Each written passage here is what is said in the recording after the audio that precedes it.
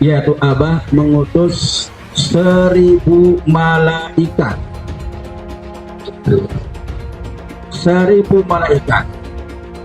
Dari 1000 malaikat, yang satu malaikat membawa 1000 malaikat. Berapa itu di sebelahnya? 1 juta. Kita akan mencoblos pilihan Allah dan Rasulnya, tapi juga harus memilih partai pendukungnya. Kita milih Anies masuk neraka. Ya, emangnya Anies malaikat? Emangnya Anies Allah? Dia juga belum tentu di belakang kita mah. Kan Ya, anaknya aja boro-boro pakai jilbab, Ibu. anaknya aja gak pakai jilbab. Iya. Nih, masalah surga dan neraka hanya Allah yang tahu. Barangkali jangan salah, Prabowo kan haji. Jangan merasa dia paling hebat. Jangan jual-belikan agama. Kita capres-capres aja. Nasional. Nanti viralin. Nah, gitu. Nah, Indonesia aku maju. Aja ya nggak? Sekarang berubah. Apa yang dirubah? Purwakarta ya Purwakarta aja, nggak bisa ada jadi yang lain-lain. Harus maju. Bukan dirubah, dimajukan. Ya nggak? Ada yang nyamar sebagai nelayan. Berani-beraninya loh itu. Nyamar sebagai nelayan, nyamar sebagai petani, itu sedang diusulkan menerima Piala Citra. Saya malah mau usulkan menerima Oscar. Dia jangan jadi caleg. Dia harusnya jadi apa? Jadi apa itu? Bintang sinetron. Assalamualaikum, Abah Presidenku. Saya atas nama Sape mewakili masyarakat nelayan yang selama ini di mana kami susah mendapatkan bahan bakar, Pak. Di mana kami sulit mendapatkan, Pak. Begitu juga dengan saudara-saudara kami para petani. Sudah sulit, Pak, lagi, Pak. Ikan saya memeluk Bapak, mewakili mereka merasakan perubahan, Pak. Terima kasih, Pak. Harapan kami besar untuk Bapak.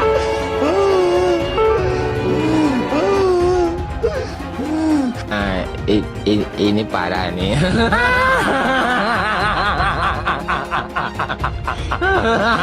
Saya dipengaruhi oleh teman-teman saya. Katanya tadi saya kan ke Pak Ganjar ya, katanya jangan, soalnya Pak Mahfud itu kayak menentang kebebasan saya, kita orang Kristen untuk beragama. Benarkah itu, Pak? Apalagi nanti kalau sampai gabung dengan Pak Anies. Dah, itu aja.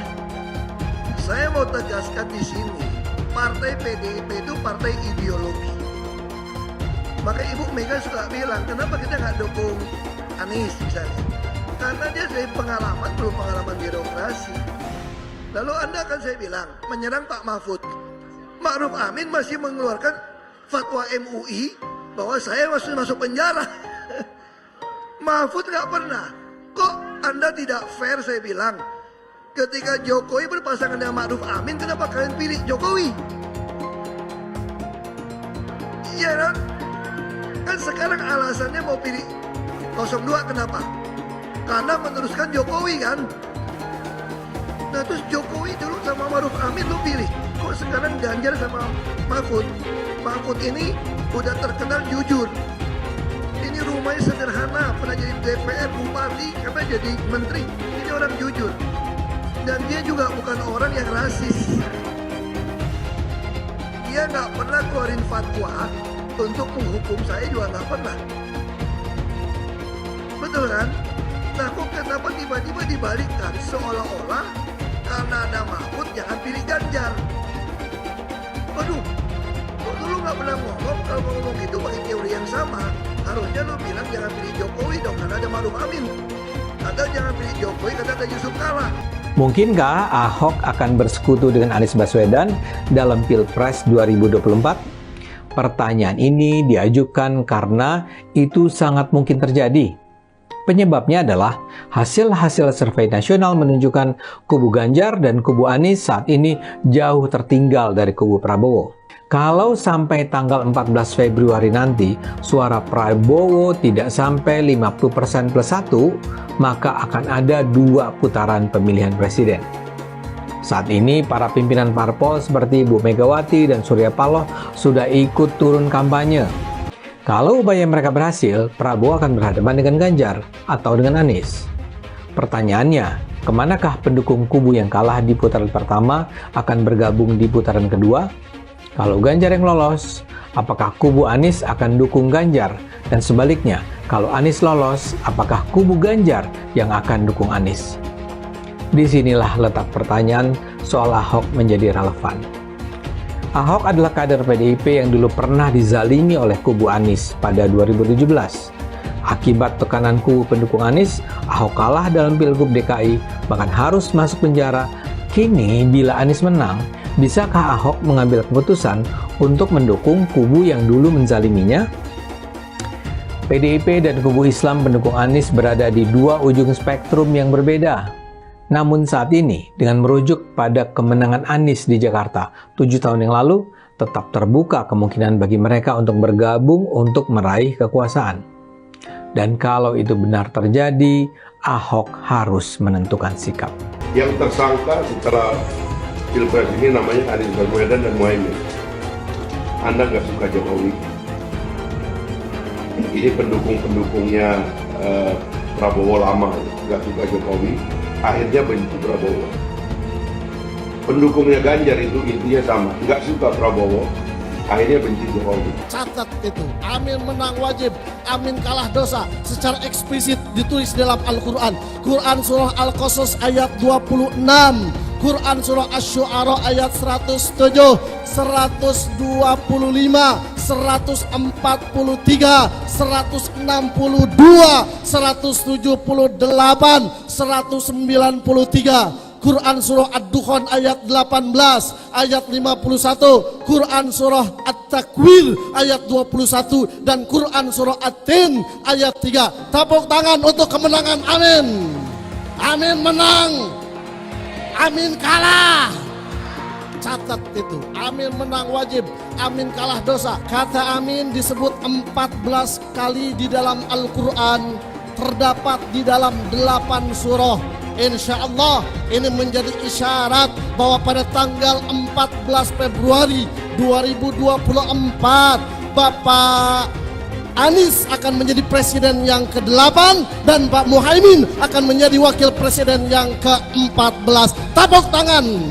Amin menang, amin kalah dosa. Hidup amin, hidup amin, caplos amin, menangkan amin, amin menang 1 putaran, amin, amin, amin menang wajib, amin kalah dosa, amin menang, amin kalah dosa. PKB sekarang PKB-nya itu yang diambil Muhaimin Iskandar dicuri. Yang tidak mendukung Anies sebagai presiden harus dipertanyakan keislamannya. Hamba itu namanya Anies Baswedan. Dia akan panggil malaikat Jibril. Wahai Jibril, aku mencintai hambaku yang insya Allah namanya Anies Baswedan. Kabarkan kepada seluruh umatku, seluruh makhlukku, bahwa aku mencintai Anies Baswedan. Maka Jibril akan mengatakan kepada seluruh makhluk di langit, seluruh makhluk di bumi, cintailah Anies Baswedan. Maka insya Allah makhluk di langit dan makhluk di bumi semuanya akan mencintai Anies Baswedan dan mendoakan pada 14 Februari insya Allah Anies Baswedan Presiden Republik Indonesia. Siap Bekasi memenangkan Anies Baswedan 80%? Siap menang 1 putaran?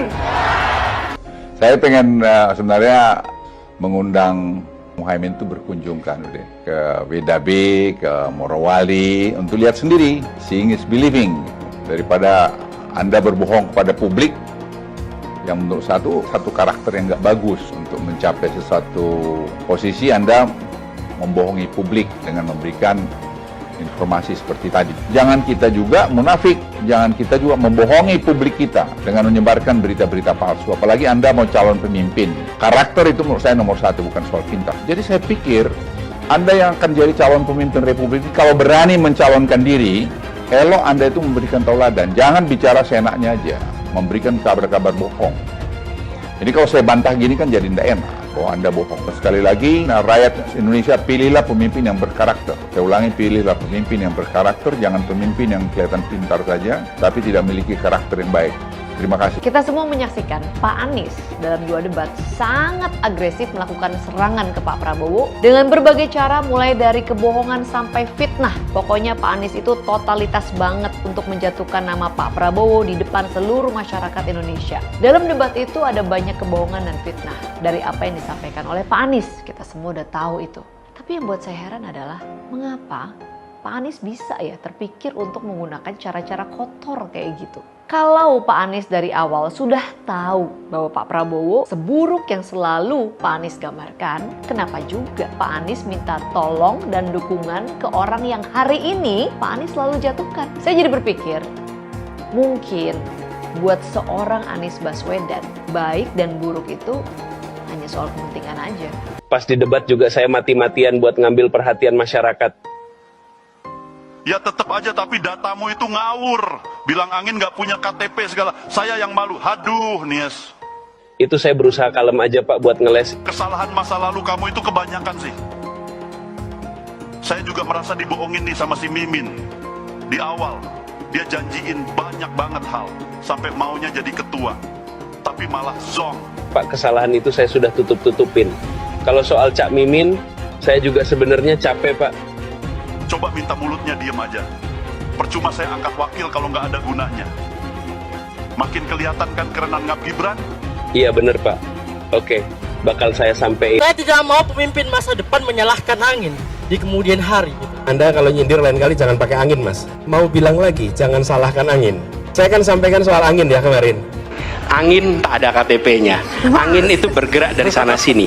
Ketika polutan yang muncul dari pembangkit listrik tenaga uap mengalir ke Jakarta, maka Jakarta punya indikator, karena itu Jakarta mengatakan ada polusi udara. Ketika anginnya bergerak ke arah Lampung, ke arah Sumatera, ke arah Laut Jawa, di sana tidak ada alat monitor. Ada orang yang bilang jangan cerita soal angin, maka dia tidak menghormati ilmu pengetahuan. Milih Anies dan Imin setidaknya sudah menyelamatkan Indonesia dari kehancuran. Gus Dur saja dikudetanya, apalagi rakyat. Yang satu memang jago kata-kata, jago beretorika, nggak kelawan kalau soal kata-kata. Di sisi lain, kita sama-sama melihat yang sudah ditulis pakai tangan dia sendiri, pakai hati dia sendiri, lagi dia ingkari, apalagi hanya mengandalkan kata-kata dan janji. Pun demikian dengan janji Cak Ponimin. Gus Muhaimin memberikan program siapapun yang hamil yang ada di muka bumi Indonesia ini akan diberikan tunjangan selama hamil. Karena itu yang masih jomblo secepatnya nikah, hamil, dibiayai kehamilannya oleh Gus Muhaimin. Akan mendapatkan subsidi, akan mendapatkan tunjangan rata-rata 6 juta selama kehamilan. Gus Muhaimin dan PKB menang. Semua yang punya sepeda motor, BBM-nya kita subsidi gratis tanpa biaya. Siapa yang di sini punya sepeda motor? Tahun 2024 PKB menang, Gus Muhaimin presiden, disubsidi serendah-rendahnya harga subsidi BBM. Kalau PKB sekarang bukan PKB Gus Dur, ini PKB Caimin. Jadi beda, PKB-nya sudah beda. Jadi nggak bisa lagi menurut saya, memang masih tetap jualan nama Gus Dur, itu ada larangannya jelas sekali. Tapi ya namanya orang masih mencuri-curi, kebiasaan kayaknya mencuri-curi. Mencuri partai, sekarang mencuri gambar. Gus Dur pendiri partai, orang yang dikatakan oleh Caimin sebagai guru politiknya, malah dikudeta, apalagi rakyat. Susah kan mau milih pemimpin seperti itu nanti? Pak Prabowo hari ini adalah calon presiden dari Partai Gerindra. Saya sampaikan berkali-kali bahwa saya tidak ingin menjegal, saya tidak mau menjadi orang yang dibawa untuk berhadapan dengan Pak Prabowo dan menghentikan Pak Prabowo. Saya tidak mau. Dan saya katakan itu kepada siapapun yang datang kepada saya untuk berbicara tentang calon presiden. Yang nanti anak saya dan anak-anak saya akan ingat itu. Nah, saya tidak mau mengkhianati, menikam pada orang yang dulu sudah bekerja, membantu, dan berjuang bersama. Jangan sampai Indonesia jatuh ke tangan pembohong. Jangan sampai Indonesia jatuh ke tangan Anies Baswedan. Anies pintar asumsi bukan pintar bicara, tidak pintar kerja. DKI Jakarta sudah menjadi parameter Anies tidak pantas jadi presiden. Saya mensyukuri kenapa kalah, kenapa ditahan. Saya bersyukur atas itu semua.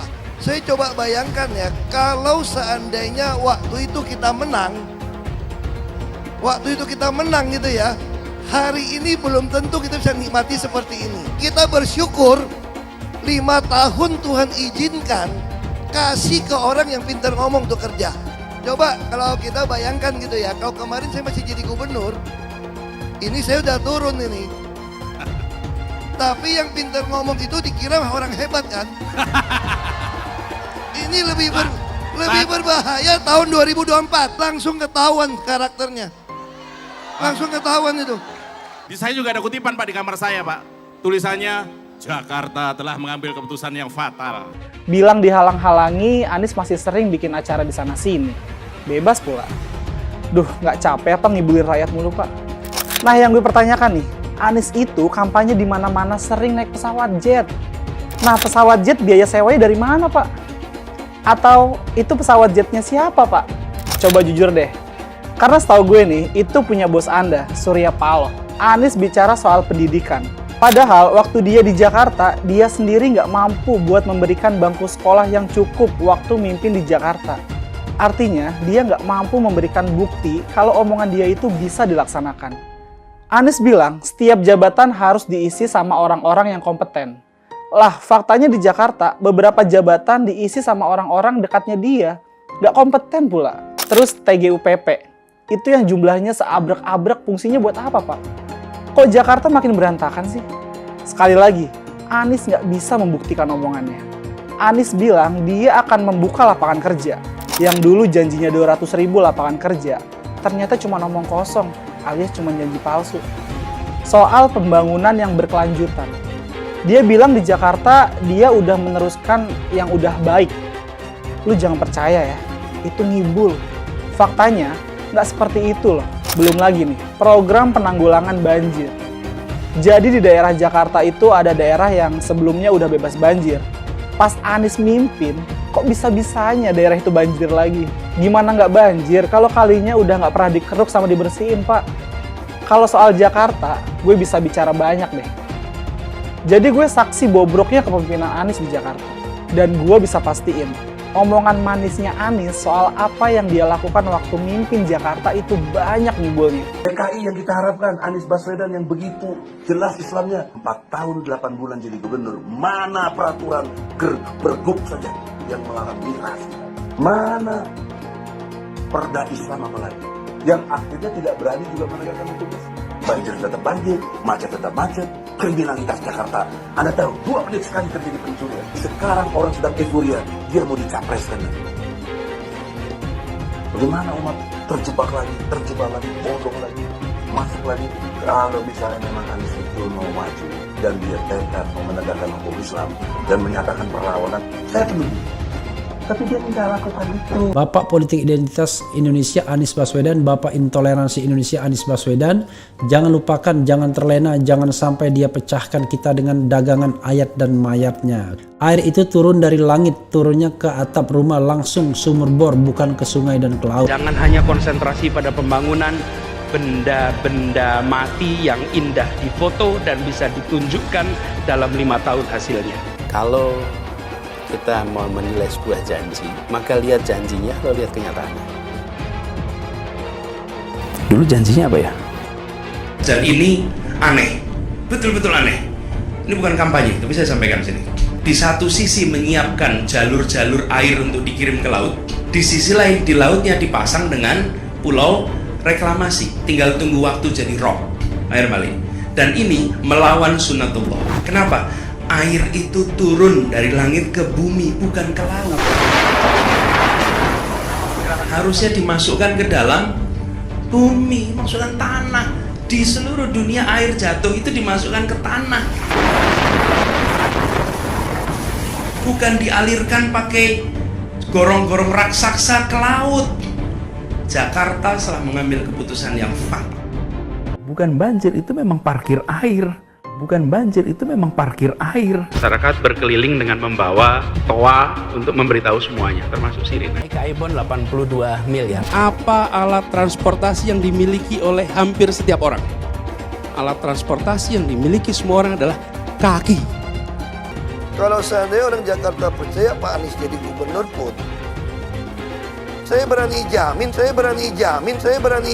kok dia akan lakukan normalisasi yang sama seperti saya lakukan kok. Gak usah bohong lah. Ketika air sampai di muara, maka siap untuk dipompa ke laut. Pancasila Soekarno, ketuhanan ada di pantai. Anak Tuhan dari mana? Kalau Yesus anak Tuhan, bidangnya siapa? Besok di seluruh wilayah Indonesia akan katakan dan Iblis hanya menggoda orang yang beriman. Makanya jarang-jarang orang kafir kerasukan setan. Yang kerasukan setan itu orang baik-baik. Jarang, saya belum pernah nengok Cina kerasukan setan. Pernah tak Ahok itu kerasukan setan? Enggak, setannya juga. Karena sesama setan jarang saling menggoda. Karena di salib itu ada jin kafir. Haleluya. Kepalanya ke kiri apa ke kanan?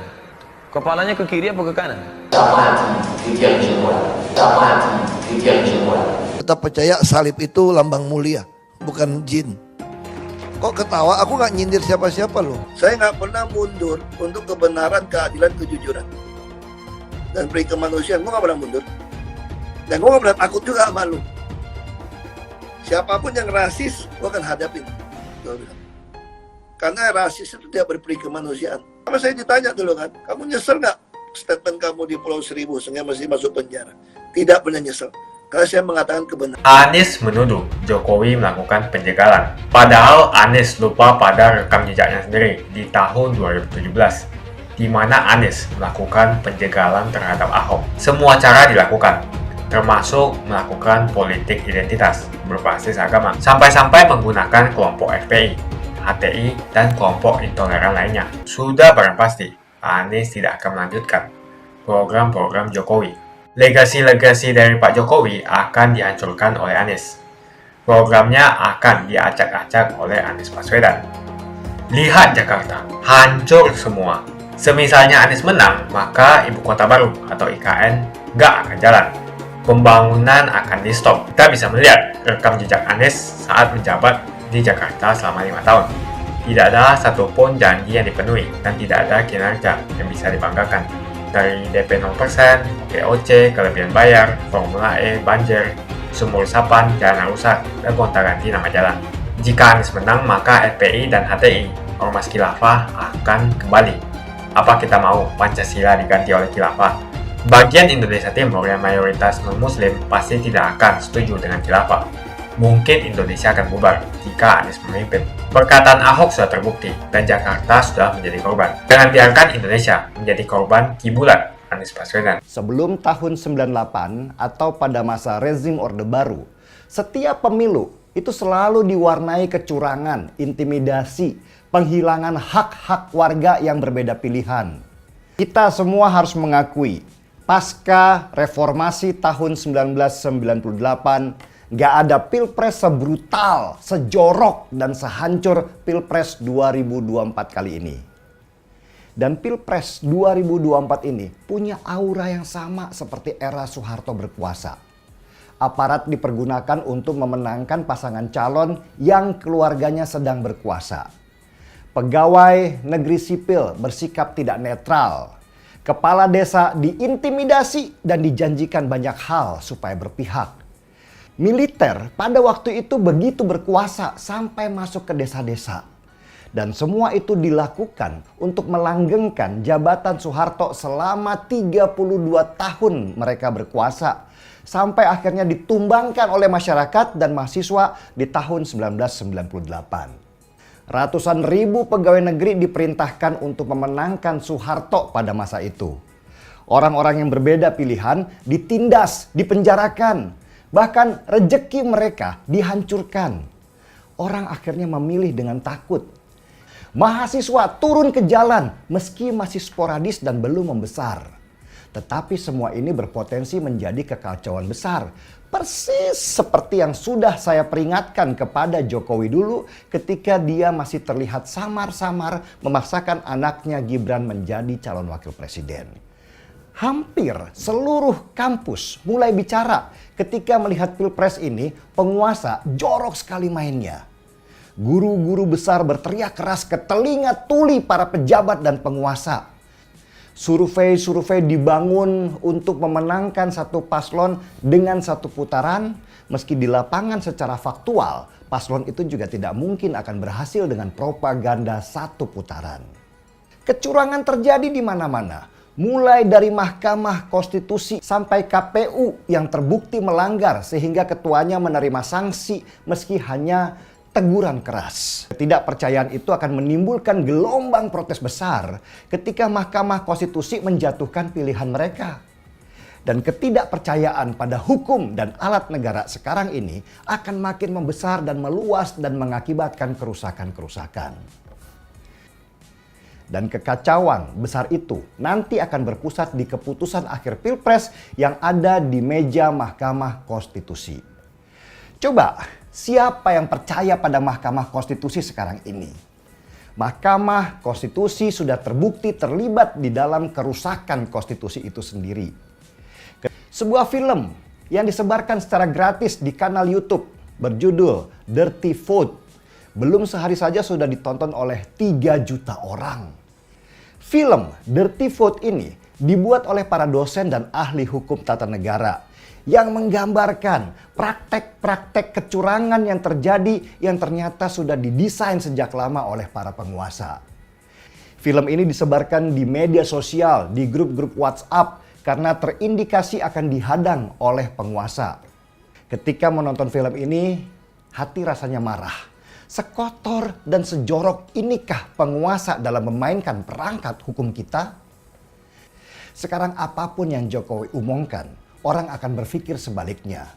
Ketika dia bicara netral, orang akan berpikir bahwa itulah tandanya dia tidak netral.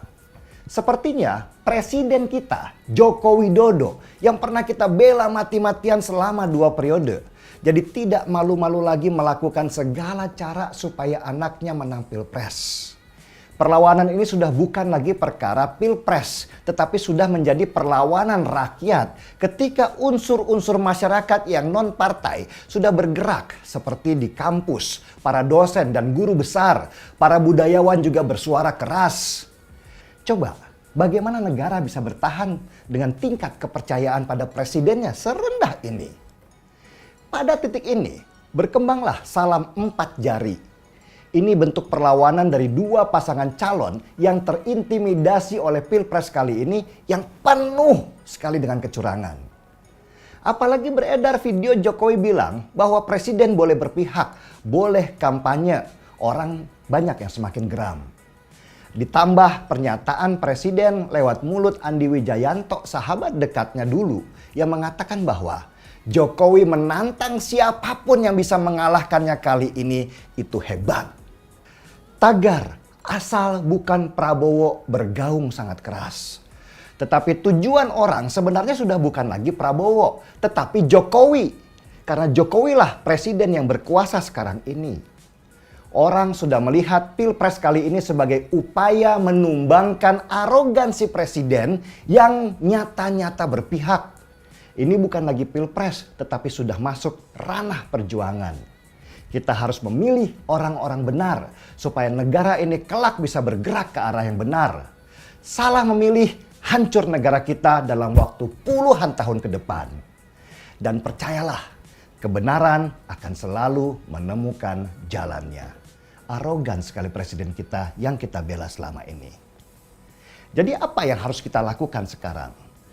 Melawan. Kita melawan kekuasaan yang menggunakan tangan jahatnya dengan berbondong-bondong datang ke TPS tanggal 14 Februari nanti. Coblos Ganjar Pranowo sebagai bentuk perlawanan. Apa yang kita butuhkan dalam sosok presiden itu memang ada pada Ganjar. Ganjar bukan calon presiden yang populis.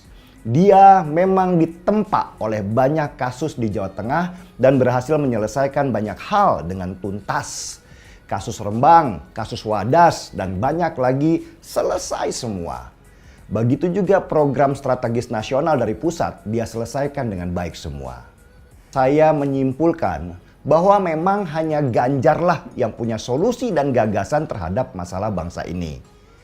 Pengalaman dia selama menjadi anggota DPR dan 2 periode menjabat gubernur membuat Ganjar Pranowo matang dalam urusan mengelola pemerintahan. Kalau Anies, kalau ngomong itu memang jago, tapi pengalaman membuktikan dalam soal eksekusi dia itu sangat lemah. Anies memang lebih bagus jadi dosen sajalah menyampaikan teori-teori. Karena kalau jadi presiden itu harus seorang eksekutor yang handal. Sedangkan Prabowo ya isinya ya begitu-begitu aja. Nggak ada sesuatu yang baru. Cuma motivasi-motivasi doang. Dan seterusnya setuju mulu sama pandangan lawan debatnya tanpa mengisinya dengan sesuatu yang baru. Kecuali cuma mengintili program Jokowi saja. Lalu kenapa hasil surveinya paling kecil? Begitu kata beberapa orang ke saya. Ya, pertama, hasil survei hanya mengabarkan kondisi pada saat survei dikeluarkan. Itu bukan hasil ketika pencoblosan. Kalau pencoblosan nanti orang banyak bergantung pada quick count. Karena itulah saya selalu menyerukan pada kawan-kawan pendukung Ganjar. Turunlah kalian ke masyarakat, door to door. Dari pintu ke pintu. Kenalkan Ganjar pada yang belum kenal. Kenalkan program kerja Ganjar pada yang belum kenal. Yakinkan mereka yang belum yakin. Dan permudah urusan pencoblosan pada mereka yang sulit mencoblos. Selalu saya jelaskan bahwa lembaga survei di Indonesia ini hasilnya bias dan tidak objektif. Karena rata-rata pengelola lembaga surveinya adalah juga konsultan politik. Bagaimana mungkin lembaga survei yang konsultan politiknya dibayar oleh seorang pasangan calon lalu memberikan hasil jelek pada pasangan calon yang membayarnya? Logika sederhana ini aja yang kita pakai. Sekarang dalam waktu beberapa hari ke depan adalah perang gerilya. Perang darat yang membutuhkan militansi dan fokus. Dan dalam hal militansi dan perang darat ada 2 partai yang saya hormati. Yaitu PDI Perjuangan dan PKS. Kalau PDI Perjuangan itu menguasai akar rumput, kalau PKS menguasai pengajian-pengajian. Dan ini adalah fakta yang sulit dibantah.